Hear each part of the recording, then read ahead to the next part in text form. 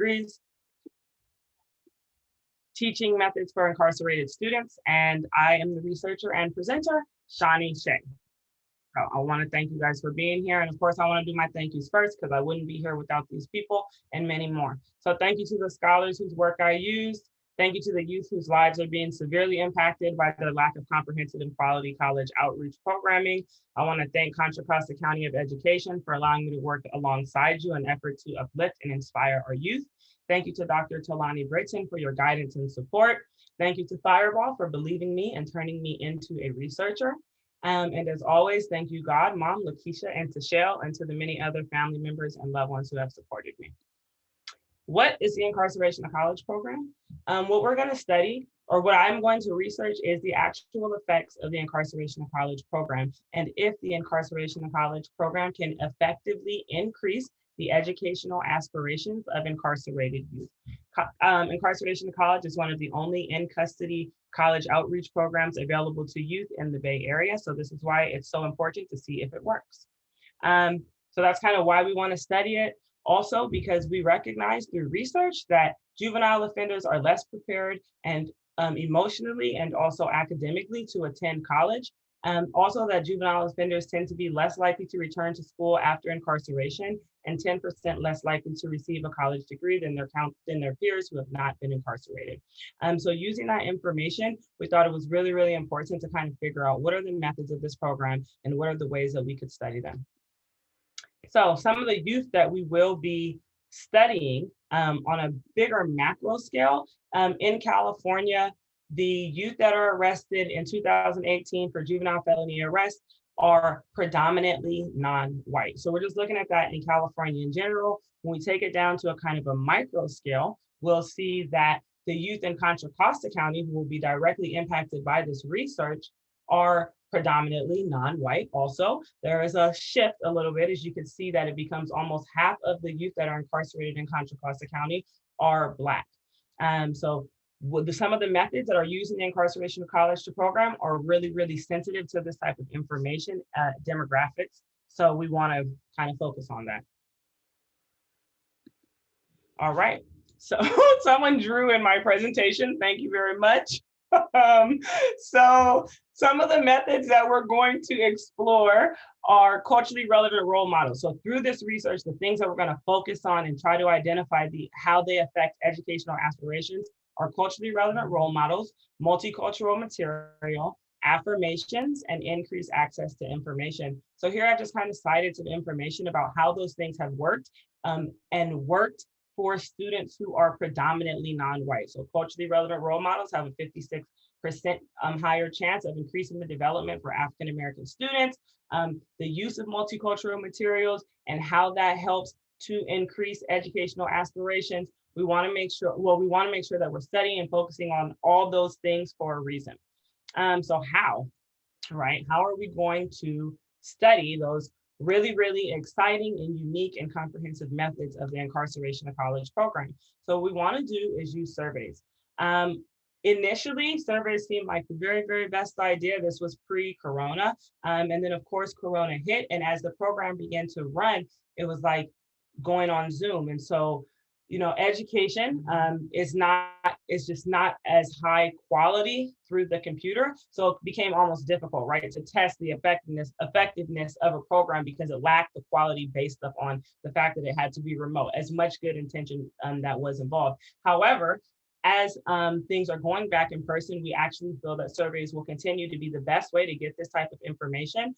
The reason we want to use surveys is because the data will be easily quantifiable. And I'm kind of looking for a way to quantify the effects of these methods because I feel like that can be used on a broader impact. Also, because as the researcher and instructor and the person that's doing the research, I wanted to diminish any influence. So I felt like surveys would be an easy way to allow the students to answer questions without having to directly answer to their culturally relevant instructor. And yes, there is an idea to look at, okay, how does the culturally relevant instructor affect the students? However, I did not want to place the responsibility on the students for them to have to answer directly to the instructor. So I thought surveys would be a really good way to do it. And so the way these surveys would be administered is one, at the beginning of class, one 30 days after class, another after 60 days, and another after 90 days. And so there we'll get like a final, like kind of a final idea of how the program has affected these students over the whole time, and hoping that the students would be able to answer in an honest and clear way, given that you have the time to kind of look at the survey and answer the questions. So, and they'll all be multiple choice, right? Once again, so that it is quantifiable, so that there is a larger way for me to quantify the findings. So some of the survey questions, I really want to thank Dr. Tolani Britton again for this, because you encouraged me to look for survey questions that work and that have been used before. So I really appreciate your guidance. So one of the questions that will be asked twice is, what level of education do you want to achieve? I'm going to ask this at the beginning of the survey and at the end of the survey. And that will be to make sure that we kind of are even engaging within that one survey, how valid those answers are. I'm also going to ask, do you remember hearing our compliment this month? Because a part of the incarceration of college method that we want to focus on is affirmations. So see if the students are even cognizant of the fact that they're being affirmed, and then some kind of follow-up multiple choice questions about that also. And do you believe that any of the material that you have learned in this class, including quotes and videos, have been culturally relevant to your life? So in order to figure out, is the information that I deem multicultural or culturally relevant, does that, or do the students even see it in that same way? And then once again, follow-up questions about how that's affecting their educational aspirations.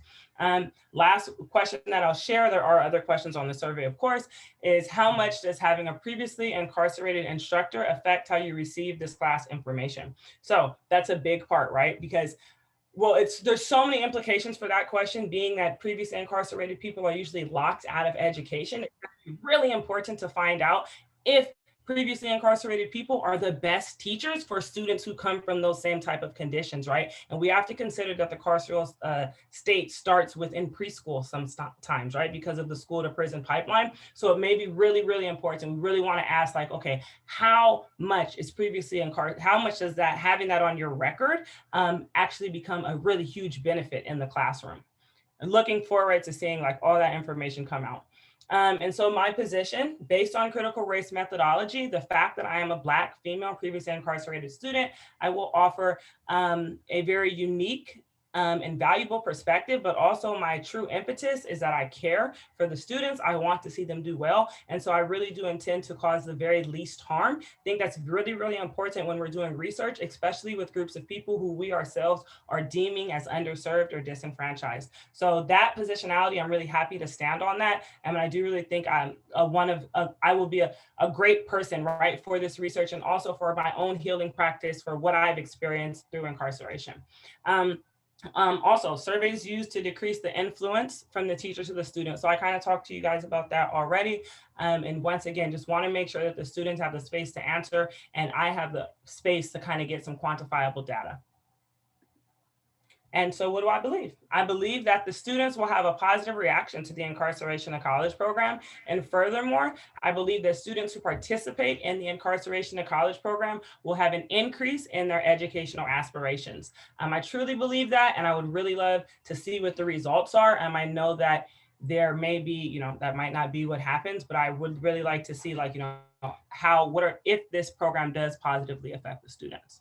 So, impact beyond the research, I will leave you guys with why, once again, why this is so important. It's important to note that the methods used in the incarceration of college program are not only beneficial for Black and Brown students, they're beneficial for all students. So if we can start to find the effective teaching methods for Black and Brown students, those same methods can be extrapolated onto the entire population. So for me, that's huge. That's really, really important, right? How do we actually increase the overall education gap that we see within our system? And not just about with students of color, about the fact that education generally underserves, right? So kind of get into that also. So research will benefit from gaining effective methods for incarcerated youth, because we see that there is a diminished chance of educational success after juvenile incarceration. And it is literally our duty as those institutions to make sure that their educational aspirations are sustained. And there is an increasing amount of youth who access supplemental programs. So even if they're not previously incarcerated, youth more and more and more are using supplemental programs to education. And we want to figure out how to make those supplemental programs effective. And then last and definitely not least is that incarcerated youth deserve to graduate college. So if you keep that on the forefront of your mind, I guess you would see like why this research is so important. That is what I have. If you want to participate, you can always check us out on the Berkeley Underground Scholars page. If you want to donate, you can donate to the Systems Impacted Youth Fund on GoFundMe. And please comment on what you saw today. Let me know what you think. Thank you so, so much.